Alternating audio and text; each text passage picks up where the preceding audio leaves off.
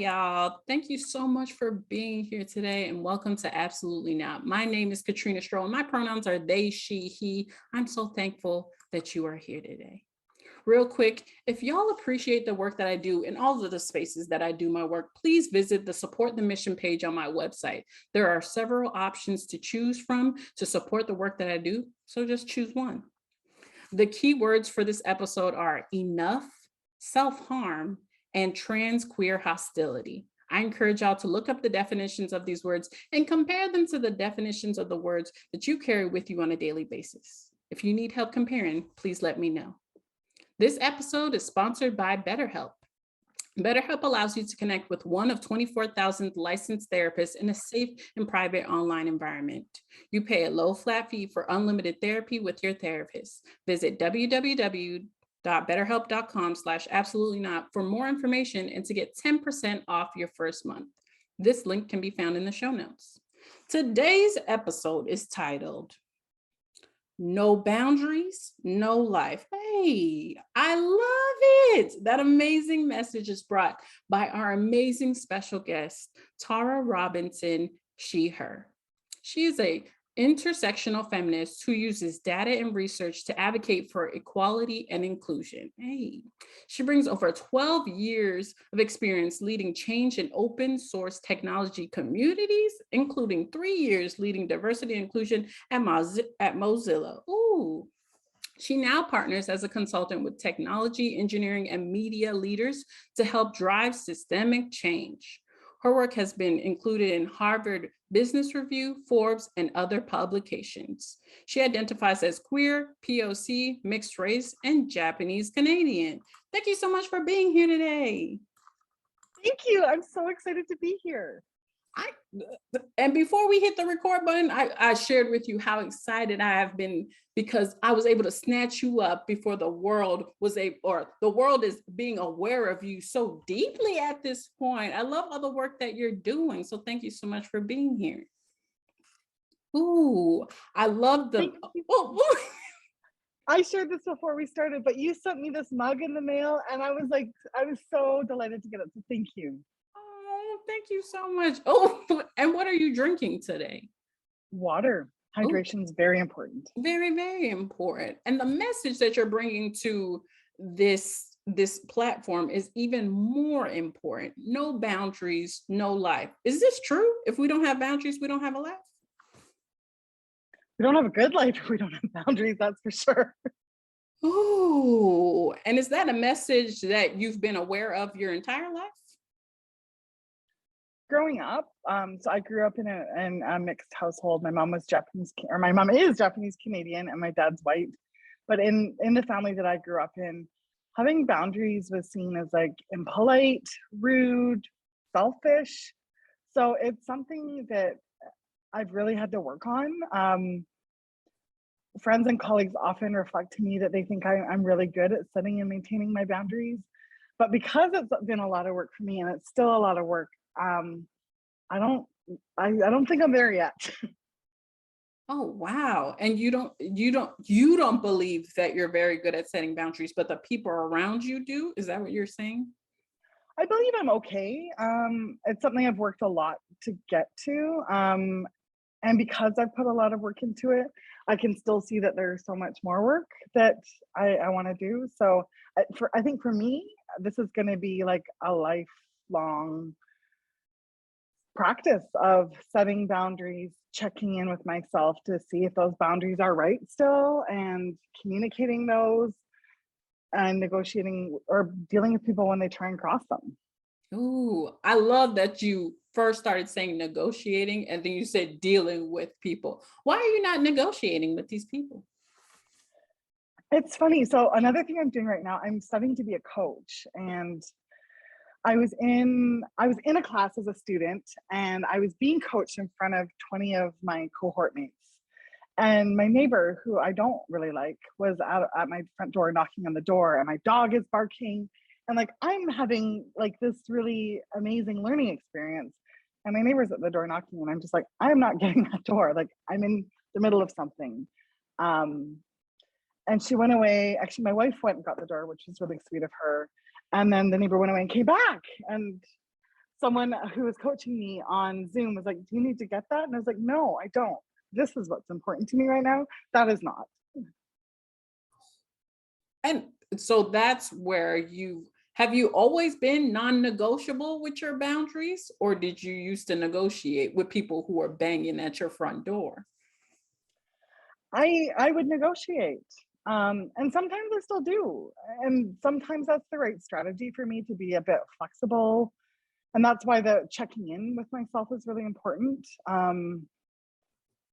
And like not just checking in with my brain, but also just checking in with my body to be like, is this okay for me or not? And yeah, I think before and still sometimes I find myself in a position where I'm negotiating things. And when I negotiate my boundaries, invariably after, I don't feel good.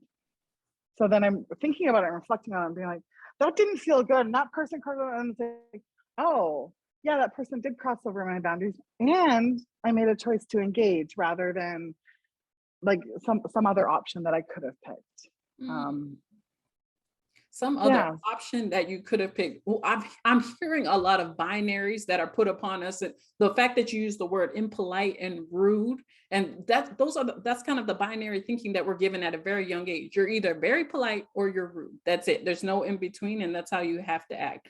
When did you realize, because you said this is a lifelong process, when did you realize that none of the behaviors that you're exhibiting around your boundaries are rude? Honestly, like with a lot of therapy, just a couple of years ago. Because often when I've asserted boundaries, oh, it's been around a bunch of things, but I'll give an example of work, like setting some boundaries around work so that I could also have the life that I wanted. And sometimes in saying no, like I can't get that done today, or no, I'm not willing to meet at 6 a.m. People would come with their agenda and be like, you're not being considerate of my time zone, or, like we're trying to work as a team here. Can't you help us get this? And it's like kind of hearing that. And then again, taking that step back and thinking, okay, for me, what's important here? Like, I do love being part of high performing teams. Um, Relationships with my colleagues are super important to me. And if someone needs support from me, I want to be able to give it. And so like the yes and piece where it's not a binary. Like, yes, I care about people, and 6 a.m. is not a reasonable time for me to be starting a meeting. So thinking about like even communicating that. And if someone's having a hard time or someone isn't good about their own boundaries, they might say, well, that's not reasonable. And it's like, it doesn't matter if it's reasonable to you. For me, I like to start my day with breakfast, coffee, a workout, showering, putting on clothes before I jump into a meeting. Like that's how I can show up best. So I love that so much. I love the fact that you're talking about your agenda. And when people bring their agenda, use the word step back, that you have to step back and say, okay, let me put both of our agendas side to side and see what I can do. And if I can't, I really can't. When was the last time somebody brought an agenda to you and you had to let them know, hey, that doesn't align with my agenda at all? well, I started a consulting business year and a bit ago, and I think I'm reflecting because I'm kind of at the year anniversary and thinking about what advice I have for other entrepreneurs and other consultants. And one of the main things is to like know what you want to do and know what you don't want to do. I can't be everything to everyone, and I don't want to be everything to everyone. There's lots of different spaces to play in the DEI world. So I want to focus my stuff on strategy. So if people are looking for someone to come and teach a workshop, I'm not the right person. So I've made connections with other consultants, and I can say to people, I'm not the right person for this job, or sometimes the budget or the executive commitment doesn't align with the kind of partnerships that I want to have. And it's not about like they're not a good client or I'm not a good consultant. There's a lack of alignment and we're just not a fit for each other. Mm. like, how am I going to help you if that's not even what I do? Like, I have, like, it wouldn't be good for me to do that for you. I'd be stressed, I'd be resentful, I'd be a whole bunch of things while doing a service that I don't even have on my agenda. So I'm doing you a favor as well. I love that you keep pointing out you can say no and you can say yes and. So whatever you say, again, that binary, yes or no, you can add to that sentence. You can add whatever you need to add. That list of referrals, when did you start creating that? Did some, you talked about somebody asking you to do a workshop, was that a real scenario? Yeah. So initially when I started, like I said, I like being part of teams and being part of a community. And I was like, how am I going to do this as a solo consultant? So it's like, how do I be a solo consultant and be part of a rich community of people and have a team of people I can connect with? So for me, it was a lot of other women of color who work in this space were really generous to me when I started off consulting. They wanted to know like what work I was passionate about, what kind of ideal clients I had, so they could make referrals if the clients weren't a fit for them. And just building a network of trusted peers where if I have the research you need, I'm happy to share it. Or if you need to debrief something around like a client engagement, like I can hold space for that under the cone of silence. So like you have the space as well as a consultant to get the support that you need. And as well, I can also receive that support. It's a give and take. Like it's being in relationship and community with people. Ooh, what I love is, again, you are emphasizing this is the stuff that I like. I want to go into business for myself, but I need a community. I need support, and I would love to get it elsewhere. How do I create that? And then you started answering those questions for yourself. One of the biggest things I'm curious about is, did you have that type of support and community when you weren't your own business owner, when you worked under someone else? I forgot the question. So support around boundaries. Or when you worked for an organization, were they open and supportive of you referring work that you weren't comfortable doing to other people that you worked with? Or did they expect for you to do everything? I didn't take that approach when I was an employee. But looking back, I think I like would have been more successful if I throughout my whole career actually, if I thought like in the scope of my job description and in the scope of my role, like what is the stuff I'm really passionate about and where do I want to grow my career, and stepping into that agency more and owning that place of choice. I think for most jobs there's always a couple of things that like you don't love. Like for me, it's like picky administrative detail oriented tasks. Like I don't love that. It's not my strength. And a lot of the jobs I've had, there's been some component where I needed to do that. So sometimes it could have been an accountability partner just saying, okay, like I'm gonna block the next hour and I'm gonna do this. Like, can we check in an hour? Like, and knowing that I built in accountability for myself and also just like support by saying, I'm gonna go do this hard thing. Can I check in with you? That helped move me forward on things that were tricky, or not tricky, but things I didn't like. Hmm. I love that's a new one for me. Accountability partner. I think I've heard it in passing before, but I've never heard somebody actually implement it in a process. And it sounds like boundaries to me, honestly. Like I don't like to do this, so I need someone there. Do you now, while you're in your own business, have an accountability partner still? Sometimes for like specific tasks. There's actually a colleague, we start at the beginning of the week sharing our rose, thorn, and bud. So a rose is something that like is positive that we're proud of. So we get to like share our wins or share something that's going really well in our lives. The thorn is like something that's like, oh, it's annoying, or it's like not going well, or it's like a barrier. And a bud is something like it's new and growing that we're excited about.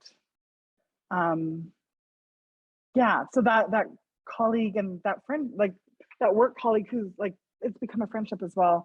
I really value those check-ins. Like they're small, It keeps us involved in each other's lives at a really high level. And also, like, I can say, that's been a thorn 3 weeks in a row now. Like, what's going on? Like, do you want to talk about this, or do you need support?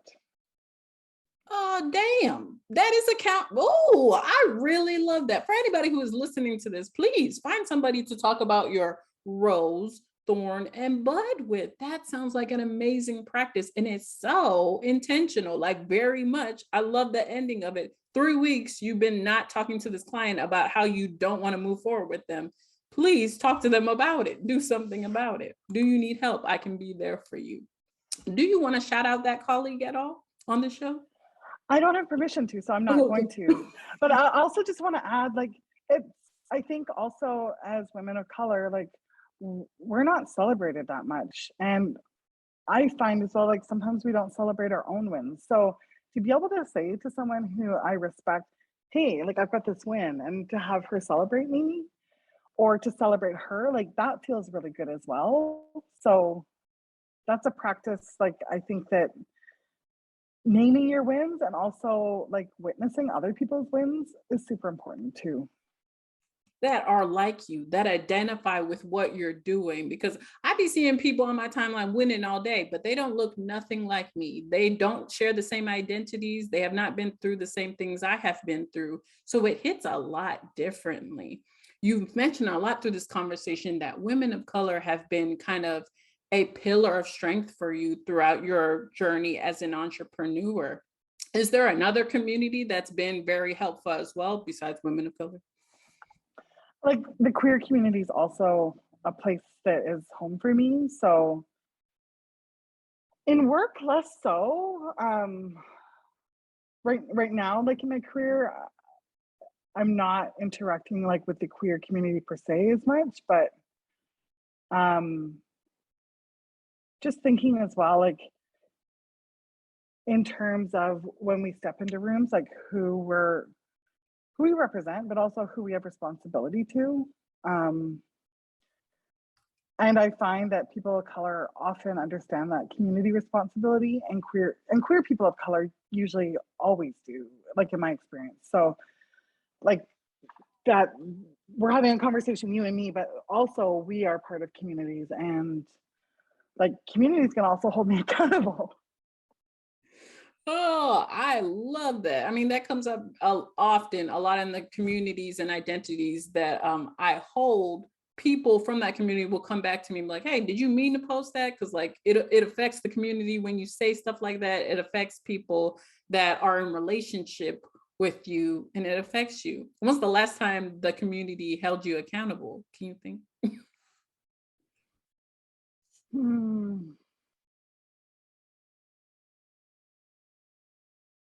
Trying to think of a specific example. Not one doesn't come to mind, which doesn't surprise me. Like, because they, like, often things that are hard, and my mind kind of lets them go. But I also like, both with people I work with and people I'm in community with, like, for me it's a sign of trust as well when people will say, hey, like, that didn't feel quite right, or you got that about 70% right, but here's the part you missed, or here's the impact of what you said, whether you intended it or not. um, like, this was the impact. Like, when people have those conversations, they're hard, especially if I've like screwed up or have like unintentionally or intentionally, rarely intentionally these days do I cause harm, but um it doesn't feel good. But to know that the relationships are going to be there and that we need to talk about these things, um that's important. So for me, it's not like, yay, I hurt someone's feelings, but like, ooh, like, they're still learning here, and the relationships are still going to be here, and there's some work I need to do. There is some work I need to do. And if a relationship, I appreciate you breaking down what you love about the relationships you are in, whether it be community or an individual, because there are a lot of us, myself, in the past, I was building relationships off of, I don't know what, corn chips, air, the dust in the sky. I have no idea what I was building them off of. When did you start building your relationships off of trust and accountability? Probably in my 20s. In my 20s, did a lot of activism, and I think the other piece in there would be values, like shared values and a shared vision for the future. Um, like there's a lot of things about today's society, or even pre-COVID times, like it really didn't work for a lot of people. So thinking about the future that we want to build, where there's justice and equality and equity, and like we move at a speed that allows for everyone to be part of things, like radically reimagining those futures and the values and the accountability and trust that goes along with that. Like I think that came to me through activism. I hope everybody heard that. So if you are not advocating for yourself, I know there are a lot of people that come to me and like, oh, I do advocate for communities. I advocate for other people, but they're not inherently advocating for themselves in a lot of spaces by setting boundaries and stuff. But they are one and the same, is what Tara is sharing with us today. Is you have to do the work internally and externally, or externally and internally, for it to work for everybody who's in relationship with you. When was the last time you had a relationship that you realized, oh, we are no longer built on aligned values or trust and respect? I think during COVID, and I don't think the pandemic is over. Where I live, they've just dropped the mask requirements and the vaccine passport requirements, which I think is really early. But my world's been really, really small the last couple of years. I've probably only been inside with 8 other people. So, and I've been on the more conservative side around my boundaries around COVID.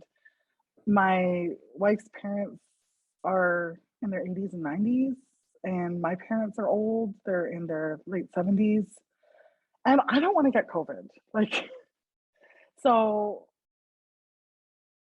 taking that really seriously and having some people question those boundaries, or sort of say, oh, like, don't worry about that. And it's like, well, I'm actually very worried about that.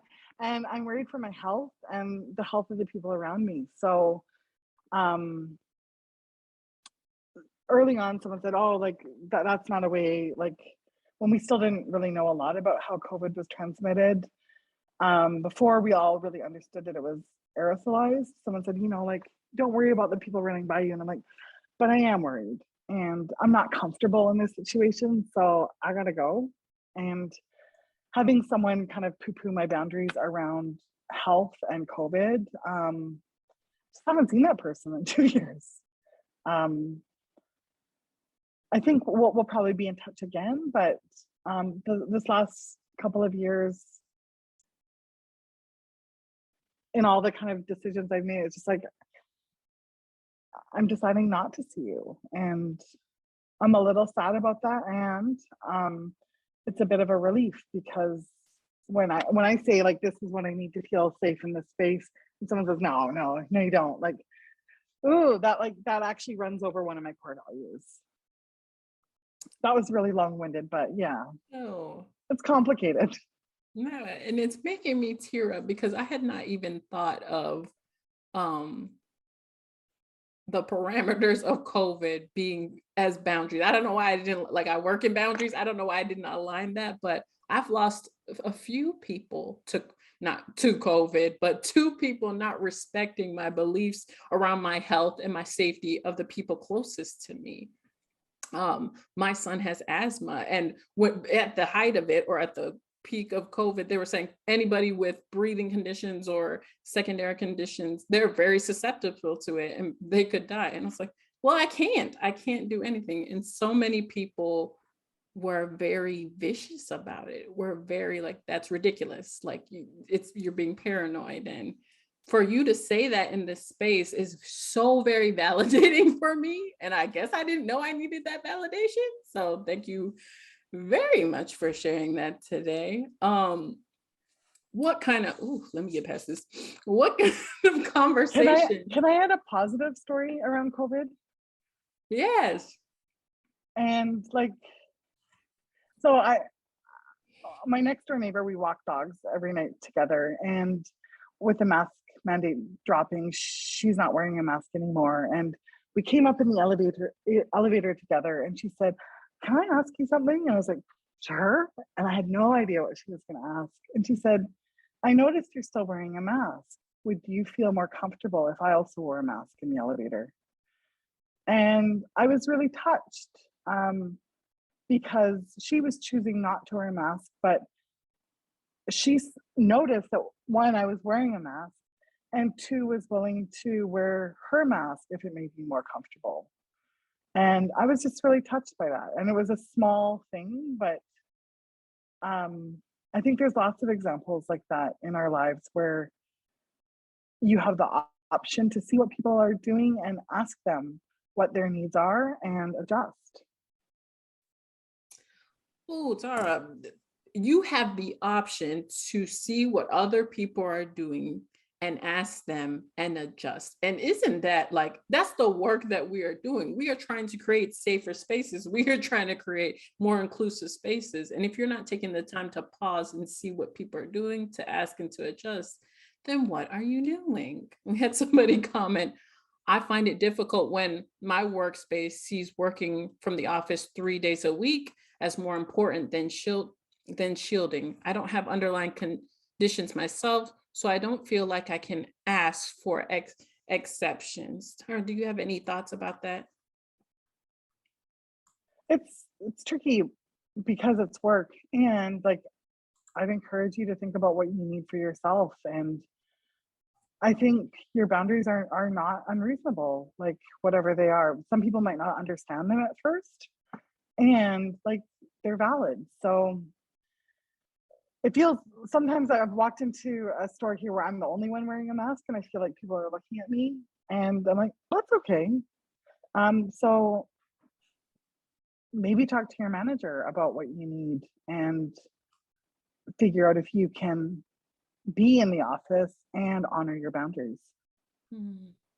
And we talk about this often on the show, that once you have these conversations around boundaries and what you need to feel safe, and the person has that data, then they're going to give you the data that you need. You may be told, "Oh my gosh, I had no idea that you had those expectations, and we'll accommodate you how as best as possible." Or you could get the opposite and they could be like, "Suck it up. We don't care about that." But either way, you're getting data.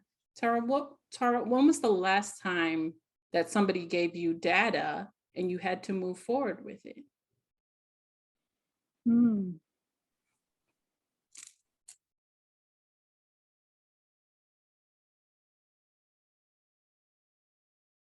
Funny, I'm like, this comes up, but I can't think of a specific time right now. Okay. Nope, nothing there.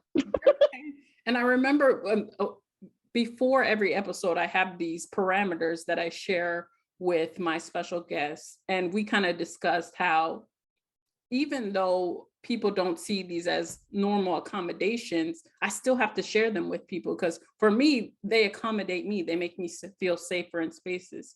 Tara, what are some of the accommodations or things that you share with people to make sure you feel safer in spaces?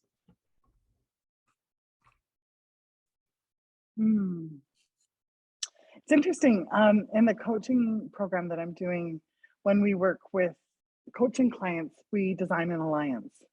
So it's the both parties coming together to talk about, what do you need for this coaching space to be useful and like valuable and good for you. And one of the things that I've been adding is that, like, again, this is how I grew up. Like, challenging people isn't nice, but for me to be an effective coach for people, I need to challenge them sometimes. So I'm explicit about that, to say, I may challenge you, and I'm doing this to help you move through something, or because I'm seeing you're stuck somewhere. How is that for you? And we can negotiate what that looks like. But I like that you can be really explicit about things, and really intentional. Like, I love that. And I love that phrase, design an alliance. For anybody who is listening, what does a healthy alliance look like to you in any capacity? That's amazing. I love that phrasing. For the people out there that are thinking, okay, I'm going to start designing an alliance with people around me. And they're thinking, but I need people to help me. Who are some of the people in your life right now that are holding you up and allowing you to create better alliances with other people? you can also do it with close friends, like someone you've got a great relationship with, to be like, hey, friend, I love you so much. You're my best friend. Like, let's talk about what our friendship could look like. Like, what are the ground rules, and how do we want to be with each other? Like, we've been friends for a long time, but we've never been explicit about this. Do you want to have that conversation? Mhm. And it's the proactivity that I love about that, because society as a whole is very reactive, and we're taught very reactive behavior. It's very strange, but we're never proactive in creating relationships that are built on trust and respect and accountability. So I love how you're bringing so much of that proactiveness in this space. For the people who are listening and are thinking, okay, I'm going to have this conversation with my best friend tomorrow, what would be the top 3 tips you would share with them about setting boundaries and creating or designing an alliance? Ooh, I think boundaries like are a positive thing as well. They don't. They can be things you want to say yes to instead of just things you want to say no to. Saying like saying yes to being really present with each other, or like saying yes to adventure together, and yes to honesty even when it's hard. Um, so I think about like what are the things that you want to say yes to together, as well as the things that are like a no go for you. And I'd encourage, and your boundaries are valid, like whatever they are, the things you want to say yes or no to, like they're valid, full stop. And last, I think your body is has so much wisdom in it. Um, so as you're going through this process, take some breaks and check in and be like, what is my body saying? Like, what do I feel? Like, does this feel good? Like, and if things don't feel right, which happens for me sometimes, I might not have the words yet, but my body knows something's off. So Ooh. take time and come back to it. Mhm. You have been extremely validating throughout this entire conversation. There are so many times where my boundaries have been crossed, but one, I didn't know that was a boundary that I had. I had no idea. And two, I didn't have the vocabulary I needed to name that harm in that space. So I just would, okay, that was weird. But I never went back to talk to my body. I love that you're encouraging people to write it down. That really hurt me when they said that during that meeting. And I should come back to it and talk to my body when I'm ready, even though I have another meeting, but come back to it. Thank you so much for validating so many people in this space, myself included. Are there any last minute sprinkles you'd like to share with the audience? Well, related to the body, I just wanted to draw attention to these long earrings. They're my boundaries earrings. So I sometimes wear jewelry or earrings for decorative purposes, but also sometimes if I feel like I'm going into a situation where I need to remember that my boundaries are important and to be like a little more vigilant about them. So I'll use jewelry to remind myself as a visual reminder. And I'll also like ground my feet into the ground and be like, okay, are we still connected? Yeah, okay, like we're here. So those are 2 like little things I've got in my back pocket. Other sprinkles, you can find me on LinkedIn and Twitter at Tara Robertson. Let's connect there. Thank you so much for having me. No, this was amazing. Okay, those last minute sprinkles. I appreciate you bringing them out. Look, somebody said, love that. Clothing and accessories as visual and physical armor. Somebody said armor. You are changing people's lives in this conversation. To everybody out there who's thinking about putting some armor on before you go into that meeting or that conversation tomorrow. I hope you take with you all these amazing insights that we've had today about making sure you're speaking to your body, making sure that people around you, the relationship that you have, are built on trust and respect. Ooh, so many amazing gems. Thank you so much for sharing with us today. I hope that I see y'all again next time. But until then, keep setting those boundaries and saying absolutely not to everything unaligned. We'll see you next time. Bye.